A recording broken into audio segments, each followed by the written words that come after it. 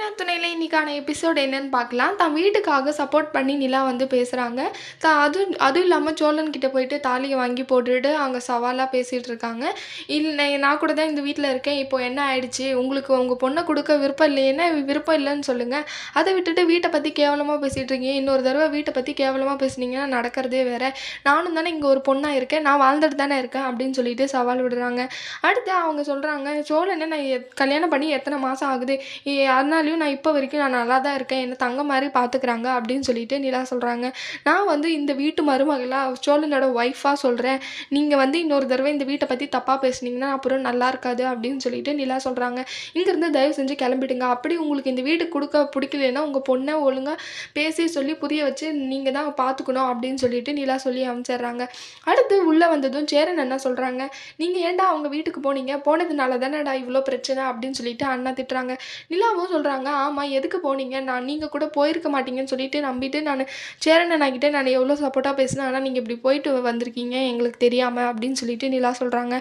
இல்லைண்ணா நம்மளை பற்றி இவ்வளோ கேவலமாக பேசுனாங்க. அவங்க வீடு எப்படி இருக்குன்னு நாங்கள் பார்த்துட்டு வரதானே போனோம் அப்படின்னு சொல்லிட்டு சொல்கிறாங்க. தேவையா இதெல்லாம்? நீங்கள் அங்கே போக அவங்க இங்கே வர திரும்பி நீங்கள் அங்கே போக இப்படி பிரச்சனையை மாற்றி மாற்றி பண்ணிகிட்ருக்கீங்க அப்படின்னு சொல்லிட்டு சேரன் அண்ணா சொல்கிறாங்க. நிலாவும் ஆமாம் தானேங்க, அண்ணன் சொல்கிறது ரைட்டு தானே அப்படின்னு சொல்லிட்டு சொல்கிறாங்க. சரி அதை விடுங்கண்ணே. சோழன் சொல்கிறாங்க, அதை விடுங்க, நீங்கள் ஆனால் இன்றைக்கி பேசுனதுங்க செம்ம மாசுங்க அப்படின்னு சொல்லிட்டு சொல்கிறான். உடனே அவன் பேசின பேச்சில் திரும்பியும் நிலா தாலியை கழட்டி கொடுத்துட்றாங்க. உடனே பல்பு தான் சோழனுக்கு. ஆனாலுமே சோழனுக்கு வந்து ரொம்ப சந்தோஷம். என்னென்னா நான் இந்த வீட்டு மருமகள சோழனோட ஒய்ஃப்னு சொல்லிட்டாங்க. அதை கேட்டதுனால சோழனுக்கு ரொம்ப சந்தோஷம். எல்லாரையும் கட்டி பிடிச்சி ரொம்ப சந்தோஷப்படுறாங்க சோழன். பல்லவனுக்கு முத்தமே கொடுத்துட்றாங்க. ஐயா இவன் என்ன இப்படி பண்ணிகிட்ருக்கான் அப்படின்னு சொல்லிட்டு பல்லவனுக்கு ரொம்ப ஷாக்கு. அடுத்த உடனே என்னதான் இருந்தாலும் சோழனோட வாயை வச்சுட்டு சும்மா இல்லாமல் திரும்பியும் பேசி நிலா திரும்பவும் தாலியை கழட்டி கொடுக்குற மாதிரி பேச வச்சுட்டான். அடுத்து எல்லாரும் உக்காந்து விளையாடிட்டு இருக்காங்க, லூடோ விளையாடிருக்காங்க. அந்த டைமில் பாண்டியனை கூப்பிட்றாங்க விளையாடுறதுக்கு. ஆனால் வேலை இருக்குன்னு சொல்லிட்டு அங்கேருந்து போயிடுவாங்க. ஆனால் போக விடாமல் வா விளையாடுவேன்னு சொல்லிட்டு கூப்பிடுவாங்க. பாண்டியனும் அதை கேட்டுட்டு வந்து விளையாடுவாங்க. அடுத்து சோழன் வந்து சொல்கிறாங்க, இந்த டைமில் ஏதாவது ஒரு சந்தோஷமான விஷயம் நடக்கணுமே, ஏதாவது பண்ணியே ஆகணும்னு சொல்லிட்டு வெளியே போகலான்னு பிளான் போடுறாங்க.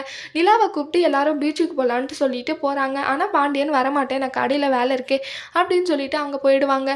அப்புறம் எல்லாருமே இப்போ பீச்சுக்கு போகிறாங்க. அங்கே பீச்சுக்கு போயிட்டு ரொம்ப சந்தோஷமாக இருக்காங்க. வானதியும் அவங்க அண்ணனும் ரொம்ப சண்டை போட்டிருக்காங்க. ஏன்னா அவங்க பாண்டியன் வந்து வீட்டில் வந்து பேசினதை கேட்டு வானதியை போட்டு அடிக்கிறாங்க வானதியோட அண்ணன். ஆனால் பதிலுக்கு வானதியும் போட்டு அடிக்கிறாங்க. ஆனால் வாய் பேசுறதுல மட்டும் 1ஆம் நம்பர் கேடி வானதி.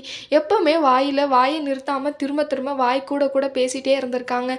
அதனால் இன்னும் வீட்டில் இருக்கவங்களாம் உன்னையெல்லாம் புள்ளியா, உன்னை பெற்றதுக்கு பெக்காமலே இருந்திருக்கலாம் அப்படின்னு எல்லாம் கண்டபடி பேசுகிறாங்க. இதை எதுக்கு தான் பெத்தமோ இல்லாமல் சாவடிச்சிடலாம் அப்படின்னு சொல்லிட்டெல்லாம் பேசிக்கிறாங்க.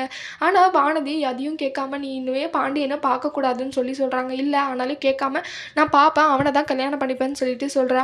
அடுத்து அவங்க பாண்டியனை பார்க்குறதுக்காக உடனே கொஞ்சம் நேரம் விட்டு கழித்து அங்கேருந்து வந்துடுறா பாண்டியனை பார்க்குறதுக்காக. பாண்டியன் வந்து கோவமாக பேசி திட்டி அமிச்சிட்றான். உன்னால தான் எல்லாம் நடந்துச்சு அப்படின்னு சொல்லிட்டு. உடனே வானதி சொல்கிறாங்க, உனக்காக தான் வீட்டில் அடி வாங்கிட்டு இப்படியெல்லாம் பேசிட்டு வந்திருக்காங்க, உனக்காக தான் சப்போர்ட் பண்ணிட்டு அப்படின்னு சொல்லிட்டு சொல்கிறான். உன்னை யார் எனக்காக வாங்க சொன்னாங்களான்னு சொல்லிட்டு பாண்டியன் சொல்கிறாங்க. இதுக்கு மேலே நீ எனக்கு வேண்டான்னு சொல்கிறாங்க. உடனே வானதியும் இதோட எல்லாம் முடிஞ்சிச்சு, நம்ம பிரேக்கப் பண்ணிக்கலாம்னு சொல்லிட்டு வானதியும் அங்கேருந்து போயிடுறாங்க. அடுத்து பீச்சில் வந்து ரொம்ப சந்தோஷமாக ஜாலியாக எல்லோரும் விளையாடிட்டு இருக்காங்க. அப்போ சோழனும் நிலாவும் சந்தோஷம் இருக்காங்க. அதை பார்த்துட்டு சேரன் எனக்கு ரொம்ப சந்தோஷம். இவங்க எப்படியும் காலம் ஃபுல்லாக இப்படியே இருக்கணும்னு மனசில் நினச்சிக்கிறாங்க. நிலாவும் விளையாட்டாக இருக்கிற டைமில் சோழனோட கையை பிடிச்சிக்கிறத கவனிக்கவே இல்லை. அவங்களும் ஜாலியாக நார்மலாக இருக்காங்க. சோழனும் அதை கவனிக்காமல் நிலாவும் சோழனும் ஹாப்பியாக இருக்காங்க. இதே மாதிரி நிலாவும் சோழனும் ஹாப்பியாக இருப்பாங்களா? சோழனை நிலா ஏற்றுப்பாங்களா மாட்டாங்களான்னு வரப்போகிற வீடியோவில் பார்க்கலாம். இந்த வீடியோ பிடிச்சிருந்தா லைக் பண்ணுங்கள். பாய்.